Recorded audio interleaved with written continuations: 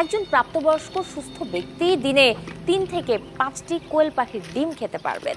তবে প্রতিদিন না খেয়ে সপ্তাহে 3 থেকে 4 দিন খেলে ভালো। যদি কোলেস্টেরল বা হৃদরোগের সমস্যা থাকে তাহলে চিকিৎসক ও পুষ্টিবিদের পরামর্শ নিয়েই কোয়েলের ডিম খেতে হবে। শিশুর বয়স যদি 1 থেকে 3 বছর হয় তাহলে 1 থেকে 2টি কোয়েল পাখির ডিম দেওয়া যেতে পারে। আর অন্তঃসত্ত্বা নারীরা খেতে পারবেন 2 থেকে 3টি ডিম। সহজে হজম হয়ে গেলেও একদিনে এর বেশি ডিম একসঙ্গে না খাওয়াই ভালো। অতিরিক্ত কোয়েলের ডিম খেলে হতে পারে কোলেস্টেরল বৃদ্ধি, বাড়তে পারে কিডনির ওপর চাপ, অনেক সময় বদহজম ও গ্যাস্ট্রিকের সমস্যাতেও ভুগতে হতে পারে।